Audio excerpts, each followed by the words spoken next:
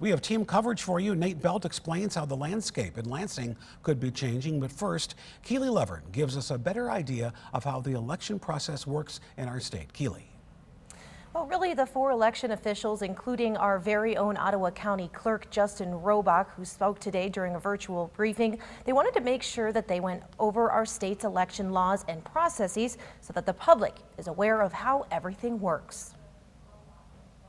The process of getting election results and certifying election results happens in a very bipartisan and very transparent way under Michigan law. In a virtual briefing Wednesday afternoon, election officials in Michigan laid out the laws and procedures to, quote, prevent the confusion that happened in 2020. We want to engage with voters and we want to kind of pre-bunk information as well and get the factual information out to people in a consistent way. You know, it's unfortunate that it's become a rather bipartisan affair where if you disagree with the results, you cast doubt on those results. And it was taken to an entirely new malignant level this last time in 2020. Interest in the election process, from the verification of ballots to accounting to canvassing and even certification, is greater than ever, according to Michigan's former elections director, Chris Thomas. In modern times, this is a new phenomenon around the country.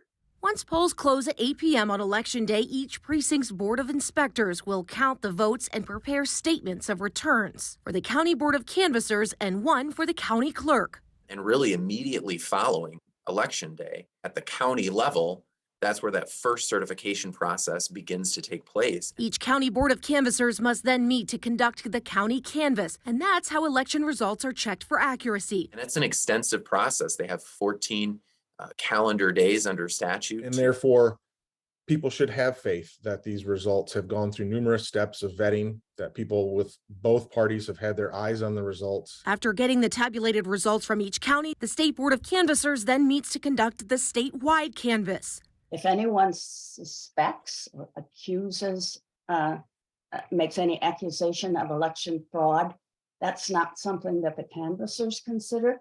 That is something to be taken to law enforcement authorities. So the good news is that election deniers will never be successful in thwarting the will of the people.